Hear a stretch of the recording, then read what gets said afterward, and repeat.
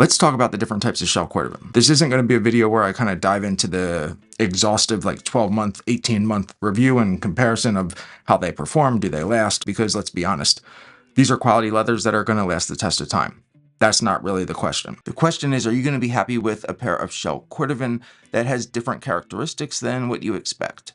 This shouldn't be a surprise though, because even when we talk about calfskin, we see variances in these characteristics tannery to tannery, and that makes sense because tanneries all have a different process, and each tannery may have their own perspective on what the epitome of those characteristics for that material should be. I've got a pair right here that's from the Rocado tannery, which is an Italian tannery that makes shell cordovan. I also have a pair from the Shinki and Rocado tannery, which is from Japan. And then I've got a whole collection of Horween shell cordovan. Thinking about like the characteristics, like what it is about shell cordovan that really had drawn me into it, let's start with those and then just see how those characteristics play out over these three different examples of shell cordovan. There are three main things: the dense fibrous pore structure that we know as shell cordovan, the translucent nature of its color, and the overall presence. It's a very robust and substantial material both in your hands as well as on your foot. Now, what is shell cordovan? Essentially, this is shell cordovan. It is horse leather. It actually comes from the horse's butt, which is right back here. This is actually the subcutaneous layer of a muscle membrane that lives underneath the skin. When we look at a pair of horse butt boots like this is a horse butt boot, so this is horse rump leather. The inside is the flesh side, and what kind of lives in between these two layers is the shell cordovan. Let's start with the visual appearance. So this is still a leather. It has an extremely dense pore structure, but it does not have a grain layer. The grain layer is usually what is creasing when you look at a normal, calfskin shoe. That's one of those characteristics that a lot of shell cordovan enthusiasts are really drawn to. Not necessarily because they don't like creases, but just because they love how these rolls continue to age and just kind of build a very unique aspect of the patina that you don't really find in any other leather. Another visual aspect that really draws a lot of folks in is the color, the transparent nature of that kind of like color that comes with shell cordovan. When looking at this as an example, you can see as it kind of goes around where you almost feel like you're looking into the actual surface of the leather. It's a very unique look that just is not replicated in any type of calfskin or really any other type of leather. The third aspect is just how robust and substantial of a leather shell cordovan really is. Kind of lends itself to being very easy to care for. Now, I won't get into the care process here, but I'll link a couple of videos where I just went through the full care process and actually talked about this brand new shell cordovan cream from Pure Polish Products, but that's another story for another day. I can definitely tell you it's a much different wearing experience than a calfskin, a hatch grain, any of the other, popular leathers in the dress shoe world. Shell cordovan is unique to that in its, properties visually speaking, as well as, how it feels when you're actually wearing it. You kind of either love it or hate it, and those that love it sometimes struggle to articulate why.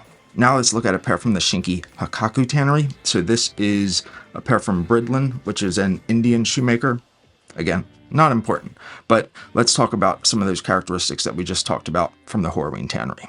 First, let's focus in on, the flex points. I don't see micro creasing, but I definitely see kind of a sugary break that I don't see on pairs from the Horween tannery. Typically, thinner leathers are going to have a bit less elegant creasing or kind of break to them. You can see how this kind of springs right back to my hand. If this was a lot thinner, it would be a little bit limp. Honestly, I see a lot of similarities in the depth of the color that I was seeing in the pair from Horween.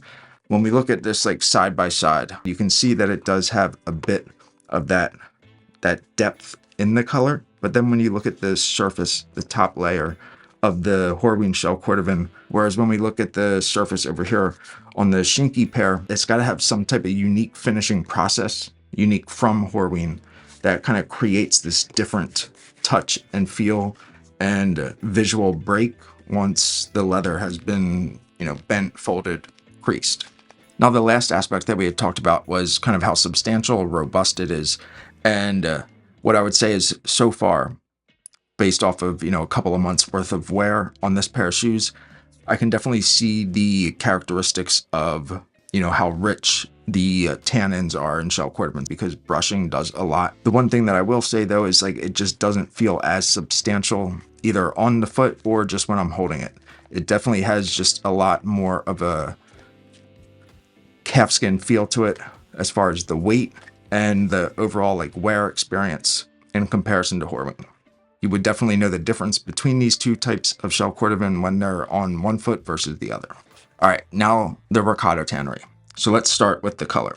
Now this is not going to be a completely fair comparison because I'm right in the middle of caring for these, but let me just brush these up real quick and then we'll get into that.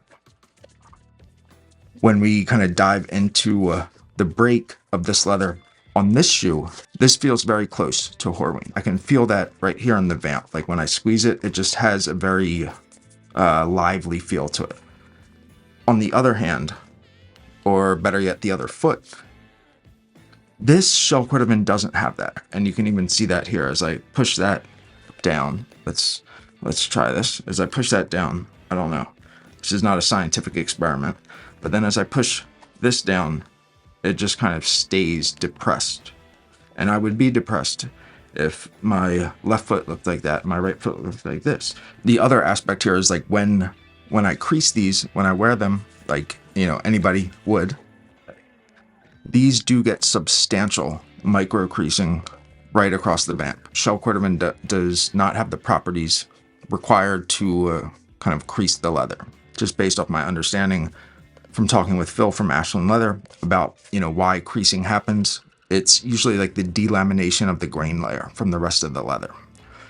So even though shell cordovan doesn't have a grain layer to the leather, you know, it's possible that the Rocado tannery applies some type of artificial finish to all of their shell cordovan to kind of create a more uniform look, color-wise, as well as just the overall finish.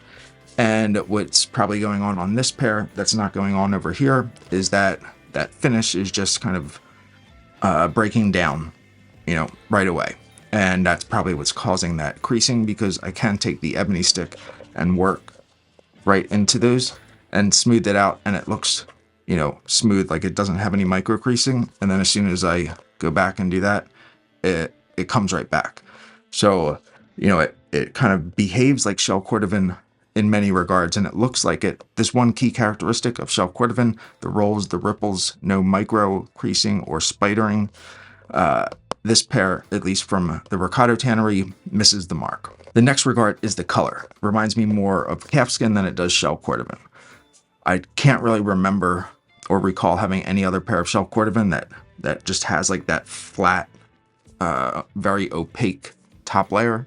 But this has it. Now, the last aspect is that substantial, robust nature, and the Rocado shell is much closer to Horween than Shinki is, although it's not quite like equal to just how, like, you know, robust and substantial the Horween leather feels like when it's on your foot. Now, this is a very like impromptu, just like brain dump of observations. There's no like scientific method going on here. Just simply like, what is it that I love about Horween, and do I see those same experiences or just visual characteristics in these other two popular tanneries that make shell cordovan?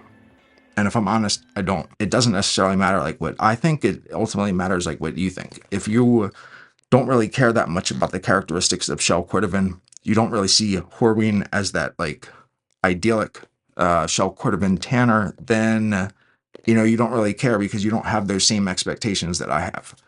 You don't see the characteristics that Horween delivers in their shell cordovan as the value that you get out of paying the premium that shell cordovan, you know, demands. If you don't care about the characteristics that differentiate shell cordovan from every other leather, like what are you paying the premium for? If you're going to pay the premium to get shell cordovan, but it's going to look and behave like calfskin, is it really worth getting shell cordovan, or should you just get a really nice calfskin and enjoy that, as opposed to getting a shell cordovan that behaves like calfskin and just always being extremely annoyed that it doesn't behave like shell cordovan? I'd love to hear what you think, and I'll see you in the next one.